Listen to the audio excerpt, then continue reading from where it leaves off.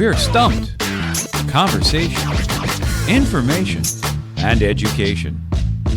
For amputees, by amputees. With Paul Neufeld and Chris Marshall. Made possible by Anderson Orthopedics and limloss.ca. Brought to you by Anderson Orthopedics, where we specialize in custom orthotics and prosthetics. Come see the group of professional orthotists and prosthetists where quality, craftsmanship, and comfort is our most important goal. See us on the web at www.andersonortho.ca or call us at 204-837-7190. Anderson Orthopedics, where mobility is our priority. Good day, everyone. On today's podcast, we're bringing you a special guest interview with Patricia Warren. Now, Patricia is from Brandon, Manitoba, and she is an amputee.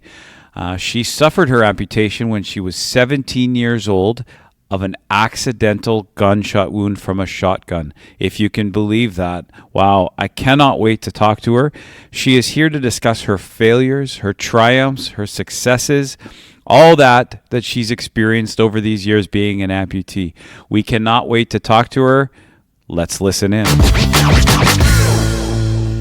Hey, Pat, how are you doing? I'm doing really well. How are you? I am doing good. It's nice to be out here again, back in Brandon for a podcast. Yeah. Things are going well. Things are turning around, and we're excited to have you today on the program to discuss your story. Yeah, thank you for having me. No issues. We've had a couple of conversations privately, and your story and your situation has inspired us a little bit to get to know more about you. Yeah. So let's just do that. So Okay. Talk to me about Pat and who Pat is. Well, I'm 48. Mm-hmm. I live here in Brandon, have done basically all my life. Okay. And I'm a wife. I'm a mom. I'm a grandmother to a 3-year-old granddaughter. And Wow. Yeah. So life is really exploding for you and your family. It is. That's good to hear. So tell us about the situation that you're in. Let's start, first of all, let's start telling your story. Let's start with your accident and take me back to those days and let us know what happened. Okay. It was March 6th, 1988. I was 17 years old. Mm-hmm. I was at home. It was my dad's birthday of all days. Mm-hmm. And there was a room off the kitchen that was in disarray, and Dad always wanted it cleaned. Mm-hmm. So I thought, well, Dad's birthday, the cake's made, I'll clean the room. Okay. And got started at that and had to move the guns were in there. Mm-hmm. That's where they were stored, and I had to move them out of that room Mm-hmm. into our kitchen, and I was carrying one. Mm-hmm. And our dog ran by, a black lab, and knocked the butt of the gun out of my hand. Mm-hmm. And when it hit the floor, it discharged and got me right lower left limb. Okay. Yeah. And, so it was...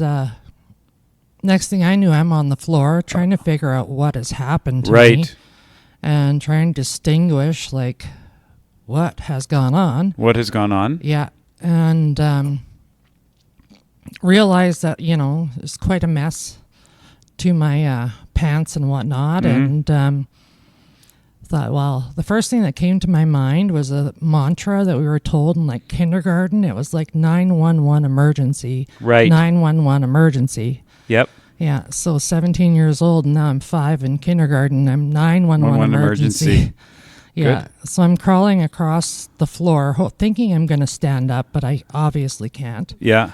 And reached for the phone, and it's back then, 1988. It was a wall phone. It was high up. Yeah.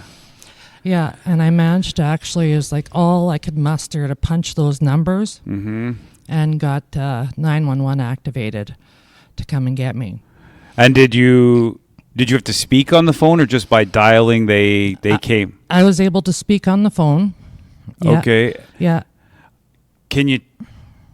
So how long did it take for the ambulance to get there? I don't know for sure. Okay. But I think it was a little over 5 minutes. Okay. Yeah. So in that 5 minutes, what was life like? I wanted to lie down. Yeah. The dog was licking my face and keeping me awake. Okay. She knew. Okay. And Yeah, it was. I just figured, okay, I'm going to go to the hospital. I'm going to get a cast. Oh. You know, the yes. reality hadn't Naivety. sunk Yeah. in. Yeah. Yeah. And, yeah, like there was no pain. So it was just complete shock. Okay. Yeah. Well, I guess the adrenaline and stuff to have no pain. I mean, you just suffered that gunshot wound. Right. So you're in the ambulance and you're riding to the hospital. How was that trip? It was fast. Okay. Yeah. Very Were you in fast. Brandon then too? Yeah. Okay. Yeah. Yeah. And my mom was a nurse, so my dad had gone to pick her up, and that's when I decided to clean the room. Oh. And Dad was on his way back with Mom in the car, and they seen this ambulance going like by. Yeah. And Mom said, "I don't know, someone's in trouble that's in that." We learned that a ambulance." lot about ambulances. If they're on their way back to the hospital and the sirens are on, somebody is in trouble. Yeah, yeah. So, anyways, and then to get home and find, police cars and everything, and find out the person in that Ambulance. was me. Yeah. So they, of course, went to the hospital and whatnot. Yeah. Yeah. So was it instant amputation? Like was there just so much damage there was nothing left to save, or how did that work? Yeah. Well, I didn't know at the time in the emergency room. Yep. Not a whole lot of memory anyways for that time. Sure. But I can remember seeing my mom and the orthopedic surgeon standing at the x-ray, and Mom was just shaking her head. Okay. And I thought, okay, like, I don't know if I'm going to get a cast or what. Like, So you were scared. Were you ever scared? No, not really. That's an amazing thing. I talked to a lot of amputees over the time here, and the traumatic amputees, a lot of them aren't scared. Yeah. Like, it's always, you think about these things as you go through life, and you think, like, what if I got in a car accident? What if I fell off a building? What if I got hit with a gun? Yeah. Or suffered a gunshot wound? Like, that's the fear. Yeah. Once it happens, there's nothing really to be afraid of. Like, it's no. You've done that. So you didn't feel fear. What did you feel? Do you remember? If you take me back to that day and you're lying there, or X-rays or wherever, what did you feel? It's I guess the unknown. That was all I was thinking is unknown. I'm going for surgery. I really hadn't had surgery in my life per se. Okay, good. Yep. And yeah, so it's like, what's going to happen now? What's going to happen now? Okay. Yeah. So what happened? Well, they took me into surgery, and obviously the damage was extensive. Extensive, yeah. Mm-hmm. It was a 12-gauge shotgun. Holy. Yeah. So. Okay. And it was, I think around 9 or 10 when I actually got back to the room or whatever. Out of surgery, you mean? Yeah. Okay. Yeah. So it was 4 or 5 hours, Mm-hmm. and they kind of looked at it, how, like, it's not a typical amputation where Right. you can put the seam on the end of the stump. Right. It just kind of goes wherever. He That's was, traumatic, yeah. Yeah, trying to do, and the doctor was really good, tried to do anything he could to save as much length of stump as he could. Right. Yeah, so, and then waking up in the room, because I could hear my parents at the desk. Okay. And it's like, okay, Mom and Dad are here. Yeah. And waking up in that room was like, I still felt my foot. Mm-hmm. So I thought, oh, I do have a cast. Mm-hmm. Great. Like, great, yeah. Not that everybody wants a cast, but it's better than the options. Sure. Right? And then Mom came in and told me, and she wanted to see, what the bandaging and like the stump looked like. Yeah. Mm-hmm. And that was like where the shock really hit. Like, my life is about to change. Yeah. Yeah. So you were 17 years old. Yeah. I would assume you were grade 12? I was actually grade 11. Grade 11? Yeah, yeah. That must have been huge. adjustment? Like, I mean, outside of being an adult and family, Yeah. but being a young female, 17 years old, grade 11, Yeah. that must have been a big adjustment. It was. I was. I would. You know, you go start in high school and you kind of screw around a little bit. Yeah. Yeah. So I just got to a point where I was ready to take this school thing seriously. My marks were reflecting that. I was working really hard as a student and applying myself to everything. Good. And Then this happens. And this happens. So, how long were you in the hospital for? They said I was going to be in there for 3 weeks, and I was in there for 8 days. Oh, so Yeah. you recovered fast. Yeah. And did you want out of there? I would have been okay out. I would have been okay in. Like, Okay. yeah. But I kind of wanted to get out and be with my family and whatnot. Okay. So Yeah. you went home. What was life like adjusting at home after the amputation? Well, for me, it was okay. Like, my mom was a nurse. Yeah. Yeah. So, I guess the hardest part was the nerve pain Okay. that comes with all the damage that was done. Mm-hmm. And then getting your balance.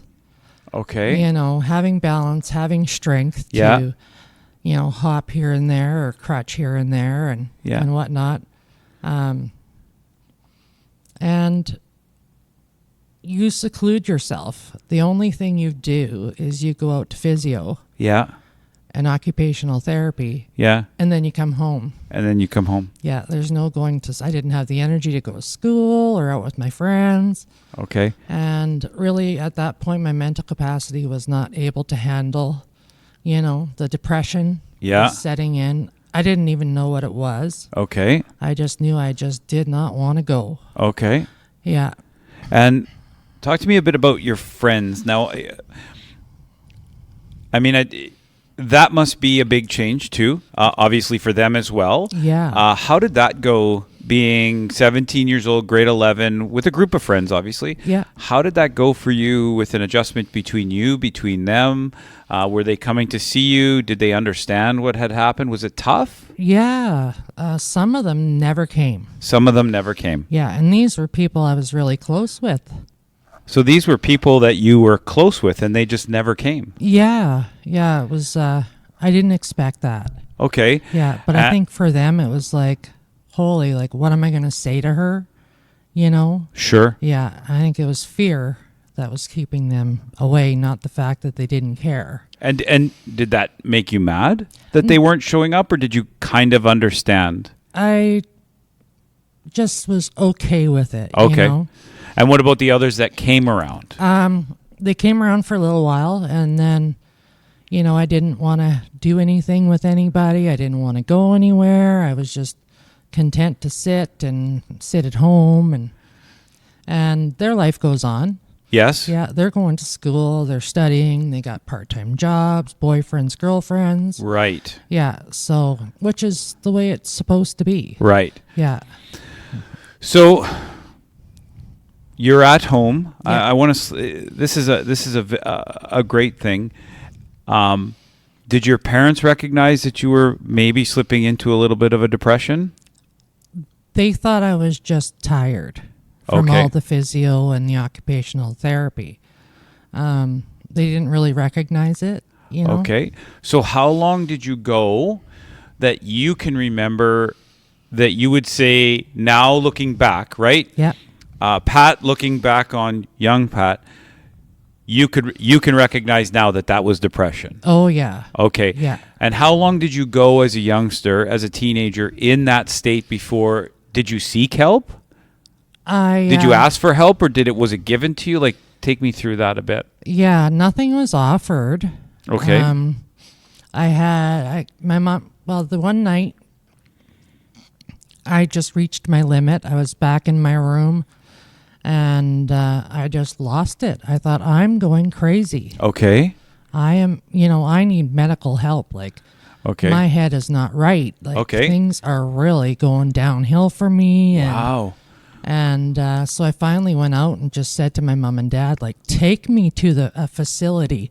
I'm nuts. Like something's wrong, and I just lost it. You know. Do you remember where that breaking point came? Was there a circumstance? Was there take me? So what I'm trying to get, Pat, is that perhaps somebody is going to listen to this podcast and they're 17, or whether they're an amputee or not. This is a topic that broads that transcends anything. Yeah. This is a depression topic now that we're leading into. There's somebody out there that might listen to this that says, I'm at that same point. Do you remember what that point was? I think I just really secluded myself. Okay. And all my life was revolved around my amputation, and it was really sinking in that my life is serious. Okay. You know, things that are going on, they're serious. Normally I would go out with a friend and, even at 17, have a drink or two, or of course, or whatever, or smoke a joint, because that's what teenagers did. Right.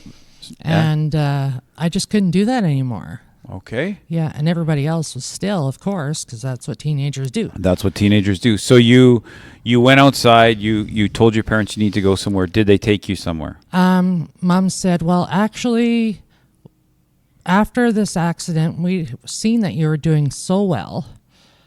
I was putting on a pretty brave face for everybody. Of course, yeah. And I didn't want anybody else to be sad or upset. Sure. I don't know why. I was wanting to take care of everybody else's needs, but that's what I was doing. And Mom said, actually, we got a call from your high school guidance counselor after your accident. And she says, if Patricia ever has any problems, I'm open to talk to her. Okay. And so the next morning, I got up and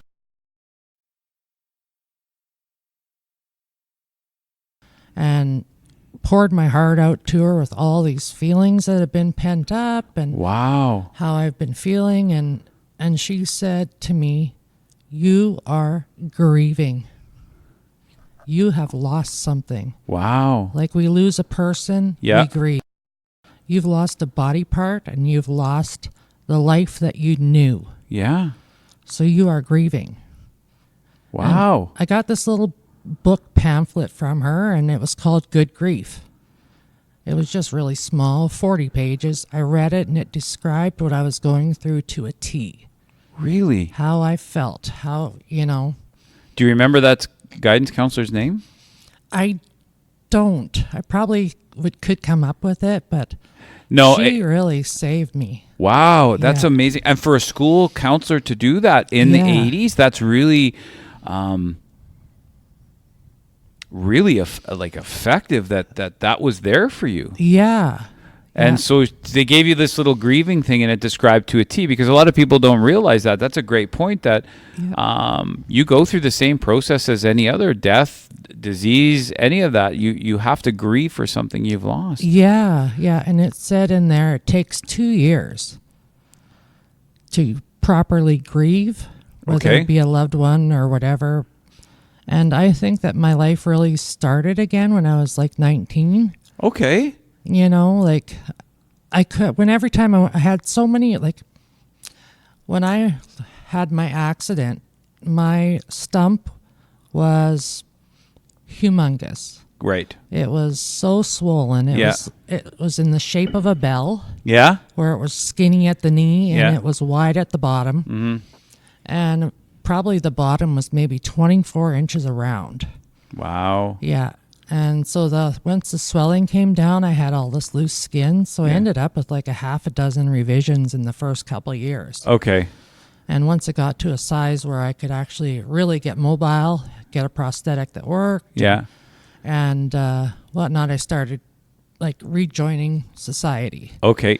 Did you go back to school? I tried. Every time I went, I would have to have another revision. Oh, boy. Yeah. And, walking around with textbooks and on crutches was tough. Okay. Yeah. Mind you, I was probably the strongest girl in the school, because you know what rehab does. They makes want you to be strong. And yeah. So. And did your friends start coming around again, or was it just kind of over? Yeah, no, they started coming again. Okay. Yeah. And yeah. did you start venturing out with them too to start reliving that portion of your life, that teenage life? Yeah. So if you go to that teenager though, did you suffer from? I hear a lot of youngsters when they suffer from a lot of things, like outside of depression, they suffer from that feeling, like the body image issues, all that kind of stuff. Did you go through that as well? Yes, I was. It was hard because there were some people in the school that were very ignorant. Of course, understood. You Kids know. can be quite cruel, Oh yeah, even at like 18, they're supposed to be adults. but no. But no. Yeah. Yeah, it was like, walking with a friend, it was like, hey, you're helping the gimp, or hey, you're helping your crippled girlfriend, and I was just like, Come on. Yeah. come on. Yeah. And did it affect you? Because that's a form of bullying, right? Yeah. Back in those days. And I mean, you and I are pretty close to the same age. I mean, we Right. both went to high school in the 80s. Yeah. I don't think it was reflective then as it is now. Like, bullying was just kind of accepted. Either you dealt with it or you were a suck. Right. So that must have affected you as well, that kind of talk. Yeah, a little. Yeah, it did actually. I was quite angry. Yeah. Yeah. Yeah, you had every right to be. You're going through this massive life change, and you've got people who are misinformed, misguided, and they are bullying you. On Yeah. top of that, you're suffering from your depression, and you're trying to get back to life. That must have affected you in quite a negative way. Yeah. Yeah. And some of the people were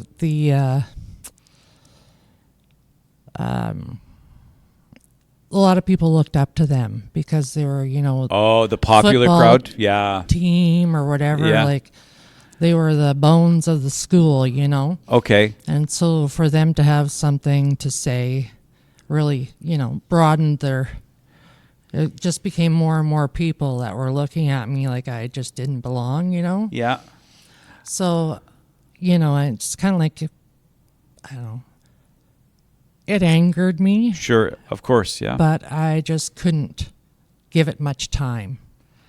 Right. you You had too many other things going on. Yeah, yeah.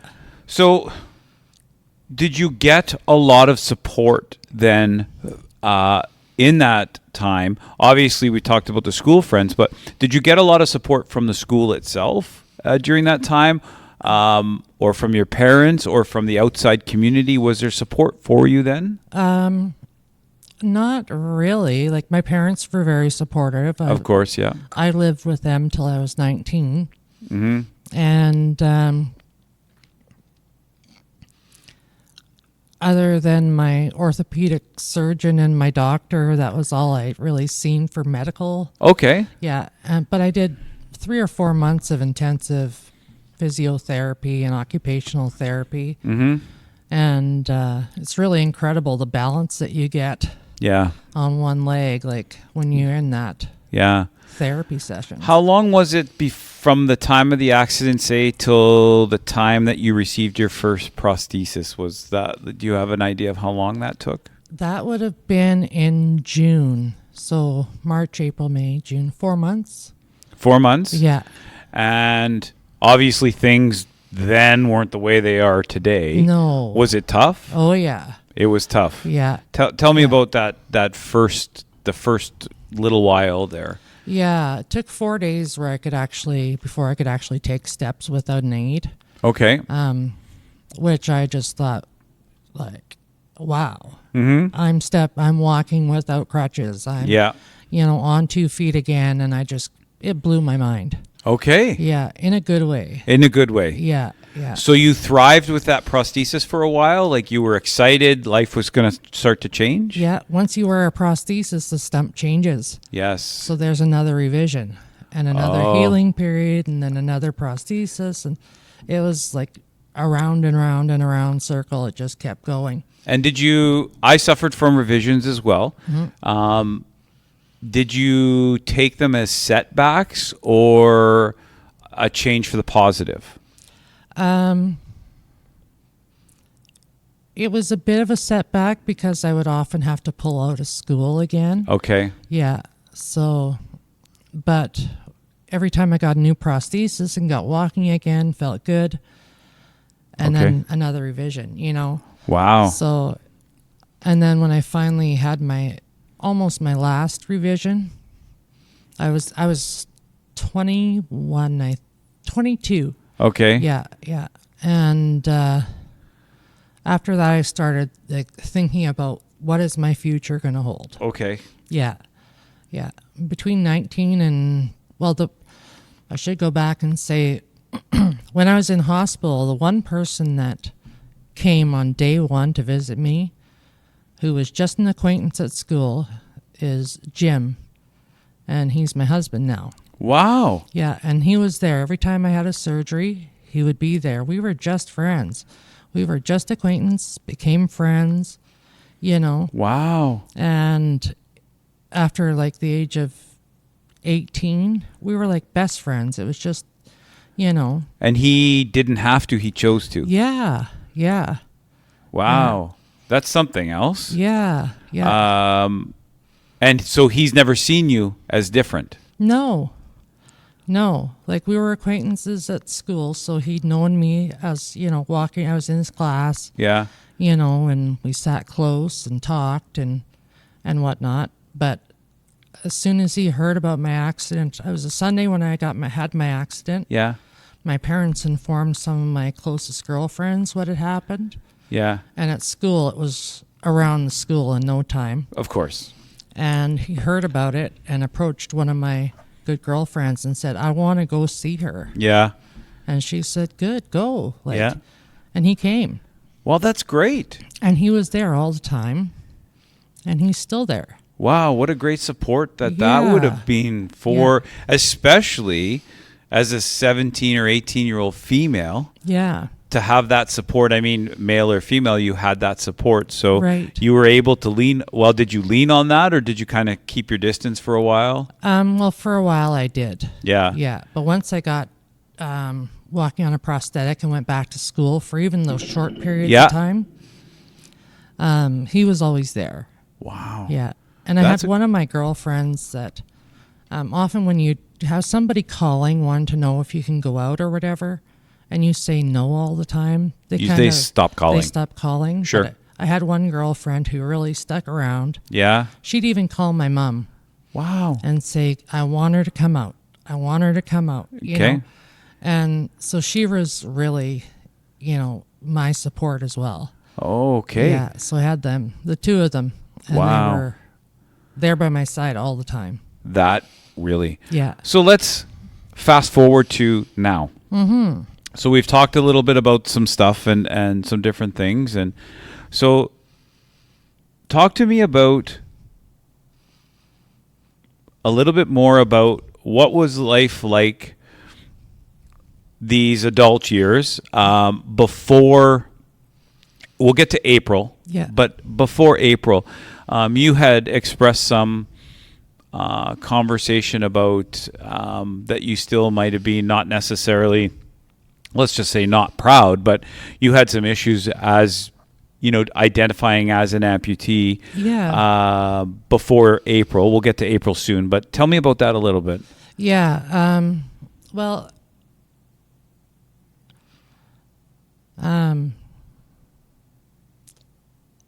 I never knew an amputee. Okay. I know in hospital they had some gentlemen come in and, but I'm in there and I'm on Demerol or whatever. Sure. And he's describing me prosthetics and he took his leg off right there, It's like, okay, this totally blew my mind. Sure. Yeah. And, but that was the only amputee I'd really ever met. Okay. Yeah. So. And you're in a back in the 80s, this would have been an isolated community, right, yeah. Brandon? So your numbers of amputees were quite small, and then to source them out was tough. So you had never met. So so you're leading this adult life here, and obviously you're going to clinic, you're getting prosthetics made. Yeah. Things are going, but you still were you embarrassed? Would you call it that? Is that something, or is that too drastic for what you felt? No, if anybody ever asked me like what happened, I would just tell them my story. Yeah. But it wasn't, I tried to cover it up. Sure. I always wore long pants. Okay. You know, when I had short pants, I wore nylon so that they would look almost the same. Although one's like super skinny and the other one's like, yeah. But I was trying to cover it up. I don't know why. It just it's an identification thing. It's a tough thing to for some people to identify as because you're different. Yeah. And that difference is a hard thing for you is to sink through your mind, and you're going through all these life changes and all that kind of stuff. And you grew up. Yeah.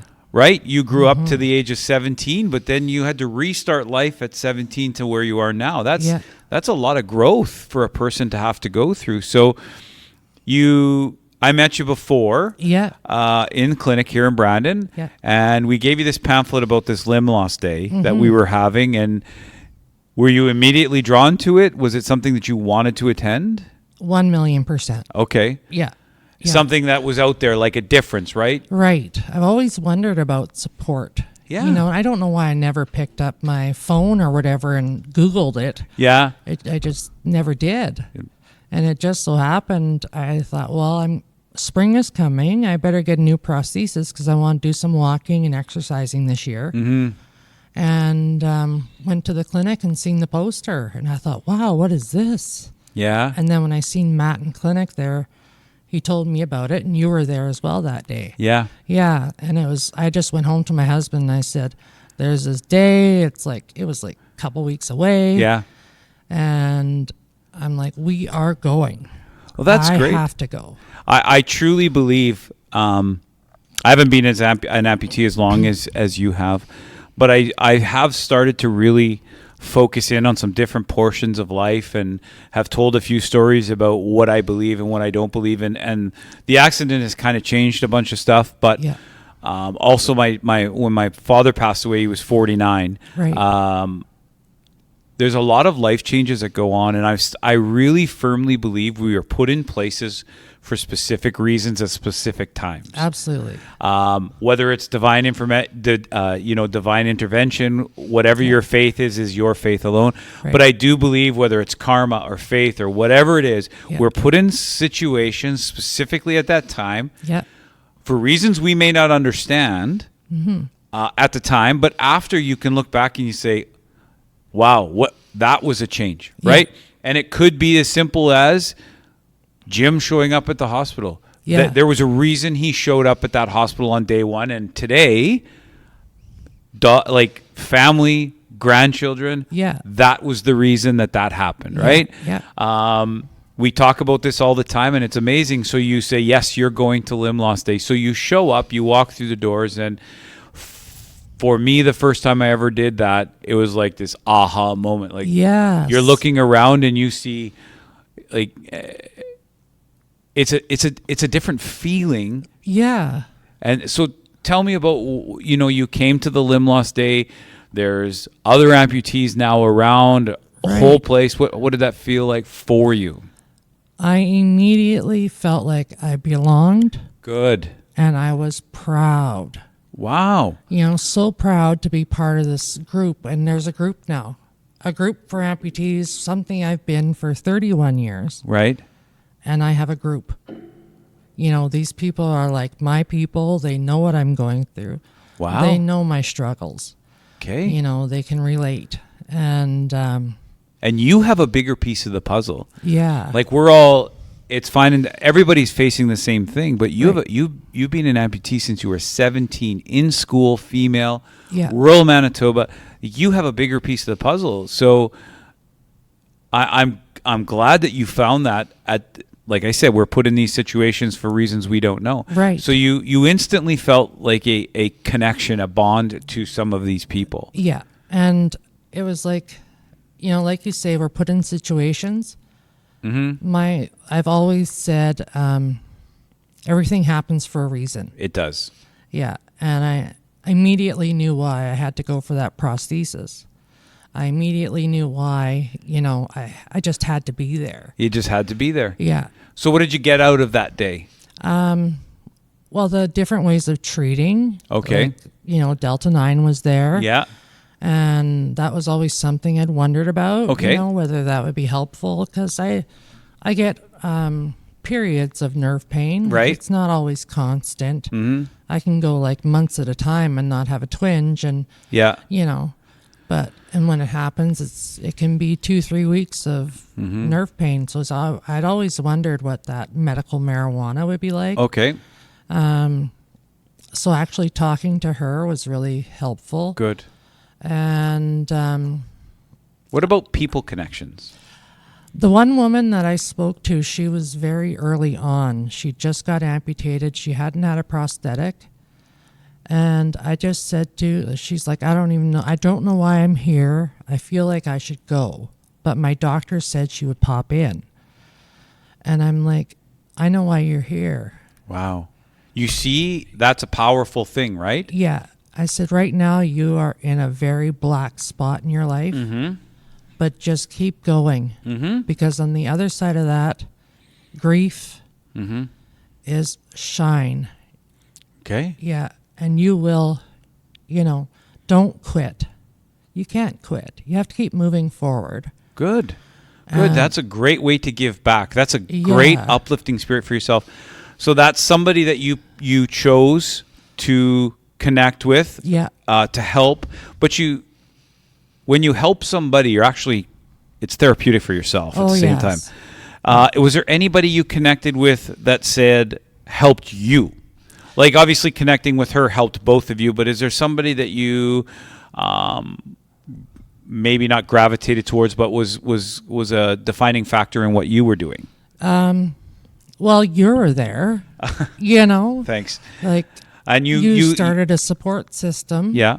And built that, and I was, Oh, you also said you got a lot from Reggie, right? Yeah. Reggie Showers is a great fellow, yeah. Yeah, he's incredible. Okay. Yeah. And did you get any one-on-one time with him after? I did take a photo, but Matt came and got me immediately when I arrived. Yeah. And he said, you have to meet Reggie. Yeah, everybody's got to meet Reggie, yeah. So he took me over, and we had a, probably 20-minute chat. It was great. Yeah, right off the start. Is there anything he said to you that stuck with you? When we're doing public speaking, and I've done some in Reggie, when I'm listening to public speakers, I'm hoping, or when I'm speaking, I'm hoping that I can give you a 40-minute discussion. Right. But if you take one sentence out of that changes something inside you, then that whole 40 minutes was worth it. You don't have to pull the whole 40 minutes out because nobody's going to do that. That's too much. But if you can take a sentence out of that, is there anything that Reggie maybe said that maybe resonated with you and that you took away from that? Right. When he lost his limbs at 14. Yeah. And that related to me. Yes, like, all I could think of is his life just changed. Yeah. At 14. You know, a busy young man doing his thing in his neighborhood, and boom. Boom, done. Yeah. Yeah. And then here he is. Here he is. Yeah. He's, what is it, 30 some years later? Yeah, almost 40 for him. 40, yeah. And look what he's doing. Yeah. It's amazing to see. Yeah. Yeah. So you spent your day there and you walked away. Did it change who you were? Yes. Tell me about that. I'm very interested in this. Yeah, it's great to be an amputee. It's come with a lot of challenges. Of course. And it has limited my life. But life is what life is. Yes. And now if I can accept the fact I'm an amputee, I know there are others out there that feel the same as me. Okay. Looking at the different prosthetics and feet. Yeah. And how everything's evolving. I feel like ahead of me is a better life. Wow. That's great. Because I went through years of complete immobility. Sure. I got into a little bit of depression there after, I don't know, in the early 2000s, I guess. Okay. And began putting on weight. Okay. Yeah. And that left me almost completely immobile. Okay. And and very sick. Okay. Yeah. And I did gotten diabetes, Mm-hmm. And developed an infection that was very severe. It turned gangrenous. This was almost 3 years ago. Mm-hmm. And I was in ICU, had this surgery, and the doctor came up and said, you had a 5% chance of surviving, and you have an 18% chance of living a year. Wow. And immediately I said, my style of life has got to change. Got to change. Yeah. Told my husband to get rid of all the junk food. Okay. And everything else. I'm eating only things that are going to nourish this body. Okay. This body has brought me through all that. Right. It brought me through being 17. Yes. It brought me through all those years and all the surgeries and delivering children and living life. And it brought me through this surgery that I was really not supposed to survive. Okay. But I did. Mm-hmm. And now I've got to do something with it. Okay. And when you think about it, like, my granddaughter was 7 months old. Mm-hmm. She'd have never known me. Right. My one daughter would have never had help that a mother can give to another mother. Yeah. My husband would have gone into his golden years without me, Yeah. alone. Yeah. And I wanted to be there to experience it all. Okay. Yeah. And it took that. It took that. And again, you go through things and you don't know why. And going through that illness and the surgery and whatnot and thinking I'm not going to survive a year. Yeah. Just has changed my life too. Okay. Yeah. So how much weight have you lost? Over 150 pounds. Congratulations. Yeah. We have something in common. Yeah. I too gained when I had my accident, I was quite heavy. Yeah. And my wife just looked at me and said, do you want to be there for the kids when they walk down the aisle? Right. And it was like a life-changing moment. I was like, oh my God. Yeah. So I too I went through the exact same thing. Let's do this lifestyle change. Yeah. I went from 330 pounds down to 220 pounds. Yeah. So we have that in common. Yeah. How do you feel now? I feel fantastic. Good. I'm out of my bed. Yeah. I'm out of my pajamas, which Good. I lived in for years. And it was all I could do to get to the car to go to a doctor's appointment. Yeah. And my husband would often have to carry a wheelchair. Yeah. And I never use my wheelchair anymore. I'm on my feet. I can walk, anywhere I really want to go. Yeah. Limiting the distance right now. Yeah. But, You've worked hard for this. yeah. You've worked hard for this. You've gone through more than people. Like, that's a comment that I make to a lot of people is you deserve that. Yeah. You've suffered things that only people dream about in their nightmares. Right. You owe that to yourself to be there. Yeah. But you also owe it to your family. Oh, yeah. And for Jiminy Crickets to Jim, he's been there with you for how long now, right? Like, this is something that we owe each other, that we need this, right? Right. These people didn't sign on. No. And now it's time. They didn't sign on for this, and they have supported us. And Right. Like, who are we to not give back? Yeah. And So you feel great. yeah. And I found, like, now that I'm feeling good, people are just getting to know me. Great. It's like I'd secluded myself again from Yeah. society. Yeah. The only person I talked to was my husband and my kids, Yeah. and my doctor from time to time if I absolutely had to go. Right. But it was, I've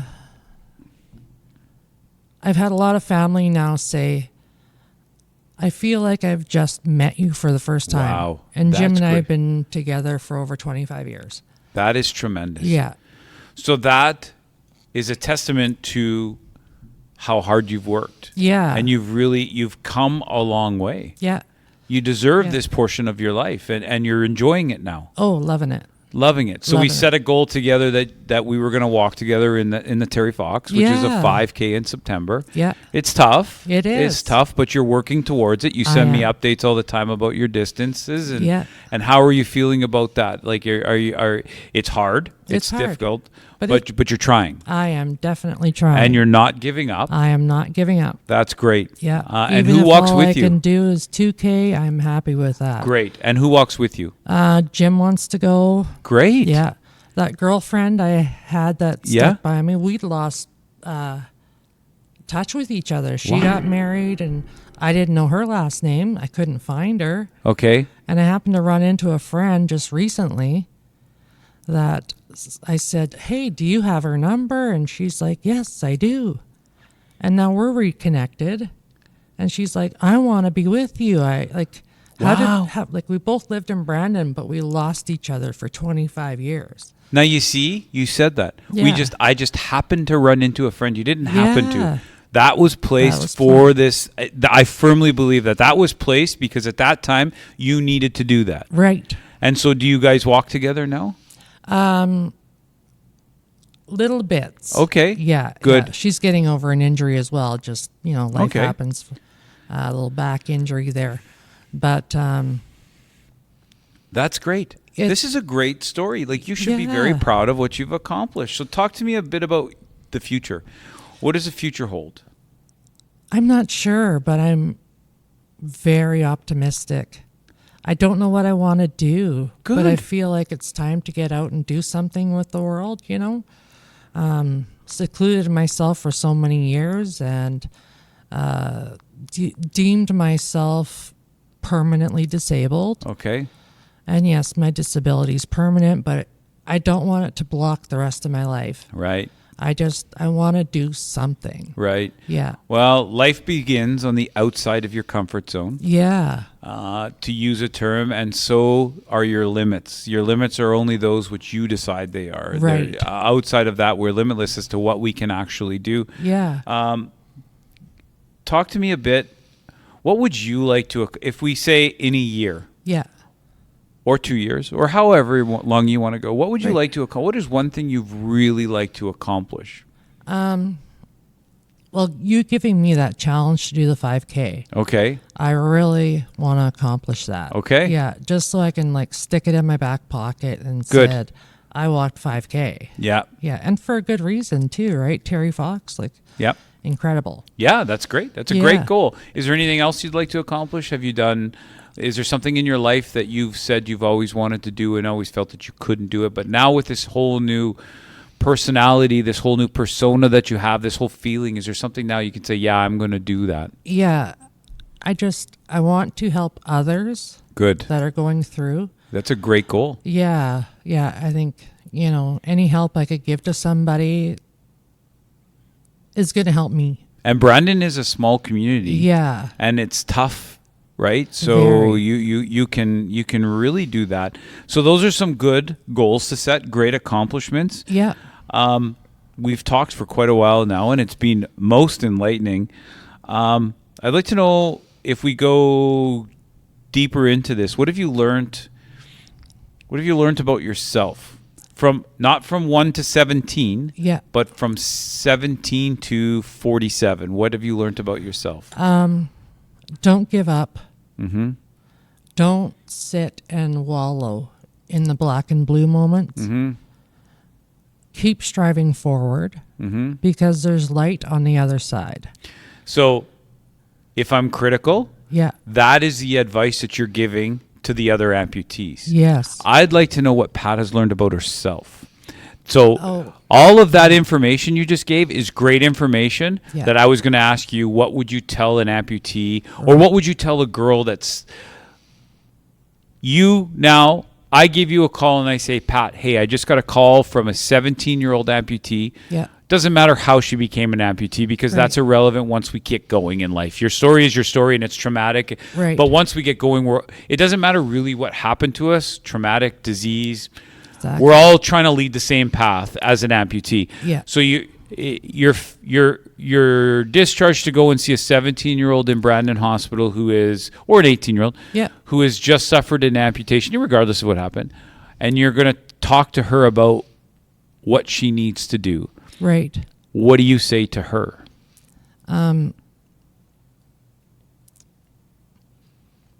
Stay strong. Stay strong. Yeah. Talk to people. Mm-hmm. Reach out to anybody who you think you can get inspiration from. Yep. And don't hide. Don't hide. Yeah. People do want to be with you. Yeah. People do want to help you. Okay. You don't have to be alone. Good. And that it sucks. Mm-hmm. And the emotions are real. Mm-hmm. The feelings are real. Mm-hmm. And it's okay. Okay. But you're going to get to the other side. And your life is your own. Okay. Yeah. Now, crazy question. Mm-hmm. That 17-year-old is you. Yeah. That 17-year-old is you. What does Pat now say to Pat at 17? Right. Now this becomes huge because you know what you were feeling at 17, right? Yeah. And I'm not talking about the no fear. I'm talking about that 17-year-old that's now secluded herself. Yeah. Not really venturing out to be a teenager. What would you say? You know what life has become. Right. You've already gone through that April 6th day, and you're looking towards the future now with bright eyes. Yeah. What do you say to her? Is it different than what you would say to the other 17-year-old? I would like to have told myself to let people in. Okay. Yeah. And move forward a little bit at a time, move forward. Okay. And, a lot of it is your comfort zone. Yeah. Get out of that comfort zone. Like, Yeah. people are going to look at you, but they just, really a lot of people just want to know, oh my God, what happened? Okay. And you're comfortable with telling that? The story? I am now. Okay. Yeah. It was repetitive at 17. Everybody you bumped into was like, oh, what happened? What happened? Of course, yeah. That's good. So now we'll go back to that original question, and this is what I try to talk to people. What have you learned about yourself? So I really want you to focus on what you have learned about yourself. As you go through this, there is something that you're going to be able to say to yourself that you never thought you could be at that time. Because in the world, Yeah. I meet people every day, every single day that say, oh, I could never do what you're doing. Yeah. And I always say the same thing, and that is quite simple, is you do not know what you're capable of until you're faced with that situation. Yeah. I cannot believe that for any reason I could lift a car off the ground if my kids were inside there. But people do it all the time. Right. So and we met amputees like that, right? We've met amputees that have crawled up the sides of hills in the snow. These are things you don't know what you're capable of. So what have you learned about yourself through this whole process?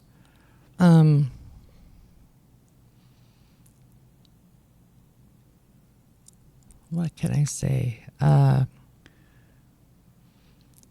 So it's a tough question. I am strong. That's good. Yeah, I am capable.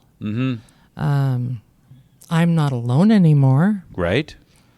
But you were never I was alone. never alone. You were never alone. You had yes, right. You had people around you, but you had just said let people in. Yes. So what you perceived as alone, you were never alone. You had people that wanted to be part of that. Yeah. And us as amputees or us as disabled or us as facing that, we push the people away. Yes, we do. They don't usually tend to fly. Those ones that never came around, those people didn't want to be involved. Yeah. But the ones that want to be involved, we tend to force out of the picture, right? So you weren't alone, but yes, that's great. And you are stronger than what you think you are. Yeah.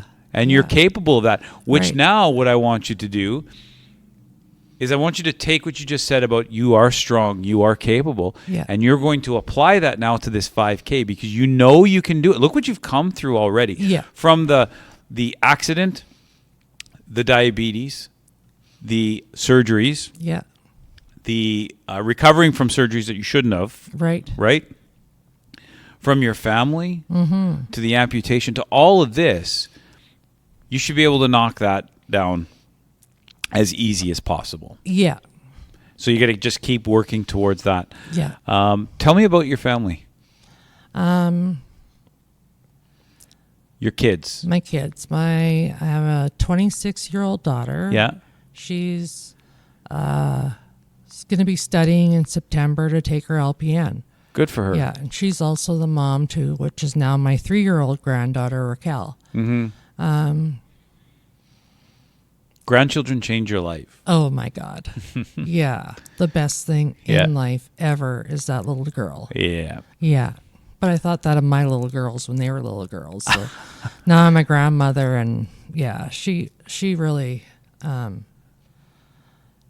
have to be there for her. Yes, you do. Know, yes. I have to take care of my body, my life, and I have to get mobile because she's mobile. Yeah.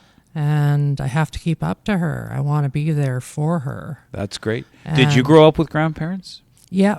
Yeah. And was it enlightening? Was it a good part of your life? Yeah. Yeah. Well, my one grandmother, she had diabetes, and she was sick. Yeah. Yeah, I remember that. I didn't really have a connection to her because she was just sick. And I was like 8 when she passed. And but my other grandmother, she was a teacher, so it was always like doing things and working puzzles and yeah. And so it's time for you to give that back. Yes. Good. Yeah. So you're proud of her. Yes, I am. Yeah. And then I have another daughter, Ashley. She's 24. She's 20. She'll be 24 this year. Okay. And she's going to go in and take welding and machinist. Good for her. Starting in September. Good for her. Yeah. We need more women's in the trade. That's the background I came from, and that's exciting. Yeah. That can open up a world for her. That's great. Exactly. Yeah. She tried taking welding in high school. Yeah. But being 16 in a bunch of room with full of boys, it was just tough. too much. So. It was too much, yeah. But she says, I loved it. I know I was good at it, and I want to get back to it. But, and I'm at that point. It's like, kid, just do whatever you want to do. Good. The world is yours. Good. Yeah. That's a great thing to end on, is the world is yours. Yeah. It's yours too. You've talked to us about Jim and how he was always there for you. I'd like to wish you nothing but the best of luck. You deserve it. You've come a long way. Thanks for taking time out of your day to come and talk to us. My pleasure. And my pleasure. One thing that we like to say is, if this touches one person or helps one person, exactly, it is more than worth it. More than worth it. Your story is out there. It's a great story. Yeah. Thank you for coming today. Oh, thank you for having me. All right. So great. So I wish you the best of luck, Pat. Thank you. You too.